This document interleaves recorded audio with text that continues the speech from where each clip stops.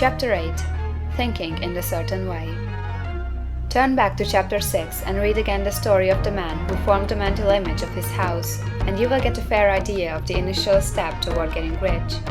You must form a clear and definite mental picture of what you want. You cannot transmit an idea unless you have it yourself. You must have it before you can give it. And many people fail to impress thinking substance because they have themselves only a vague and misty concept of the things they want to do, to have, or to become. It is not enough that you should have a general desire for wealth, to do good with.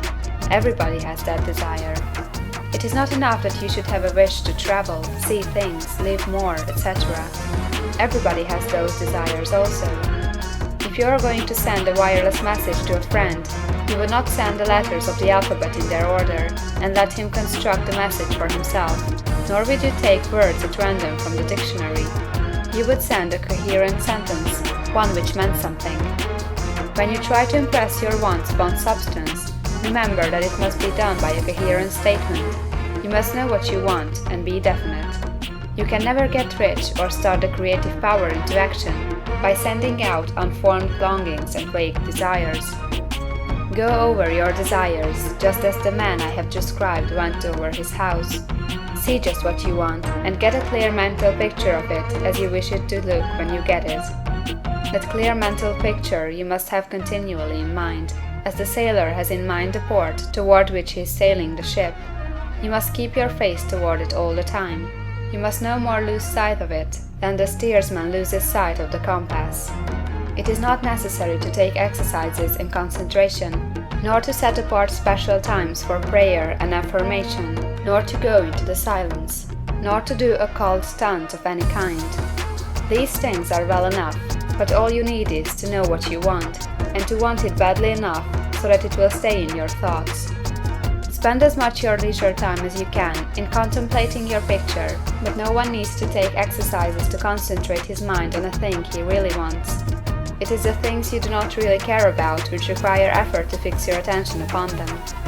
And unless you really want to get rich, so that the desire is strong enough to hold your thoughts directed to the purpose, as the magnetic pole holds the needle of the compass, it will hardly be worthwhile for you to try to carry out the instructions given in this book.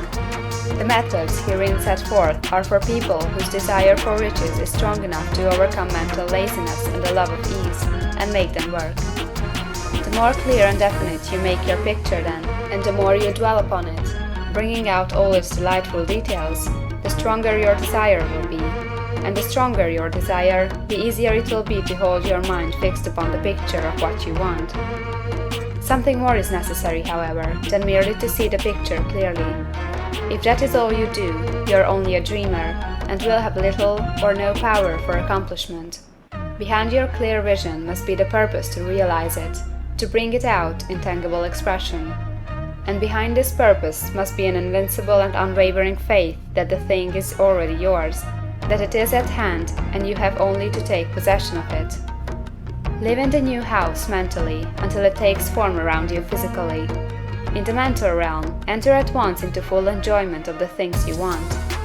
Whatsoever things ye ask for when ye pray, believe that ye receive them, and ye shall have them, said Jesus. See the things you want as if they were actually around you all the time. See yourself as owning and using them. Make use of them in imagination just as you will use them when they are your tangible possessions.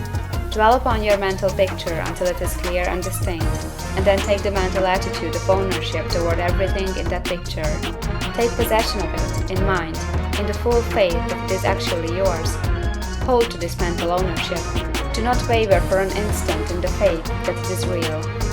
And remember what was said in the preceding chapter about gratitude. Be as thankful for it all the time as you expect it to be when it has taken form. The man who can sincerely thank God for the things which as yet he owns only in imagination has real faith. He will get rich. He will cause the creation of whatsoever he wants. You do not need to pray repeatedly for things you want. It is not necessary to tell God about it every day. Use not vain repetitions as the heathen do, said Jesus to his pupils.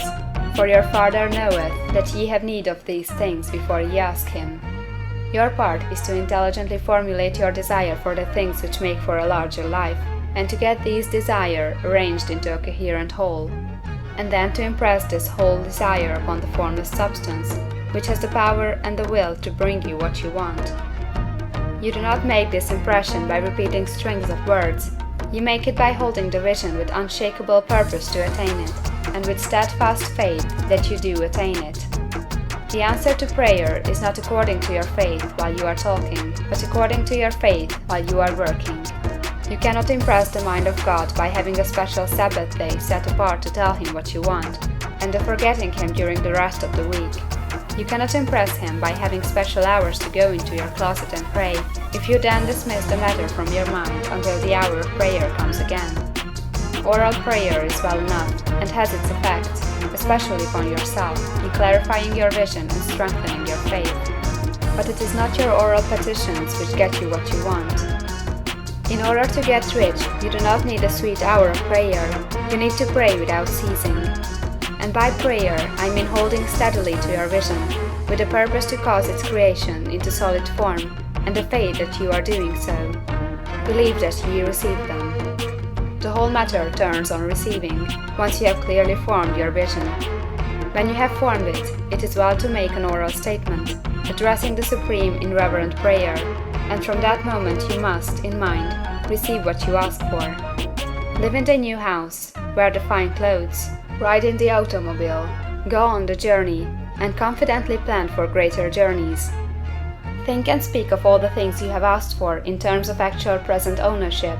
Imagine an environment and a financial condition exactly as you want them, and live all the time in that imaginary environment and financial condition. Mind, however, that you do not do this as a mere dreamer or castle builder. Hold to the faith that the imaginary is being realized, and to the purpose to realize it. Remember that it is faith and purpose in the use of the imagination which makes the difference between the scientist and the dreamer.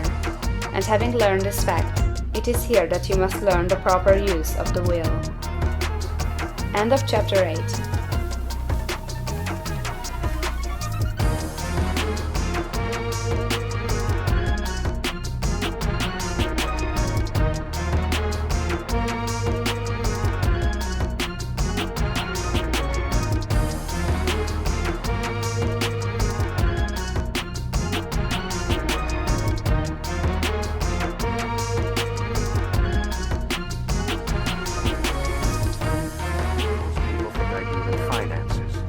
But my real currency is knowledge. I trade information, and it has made me very wealthy.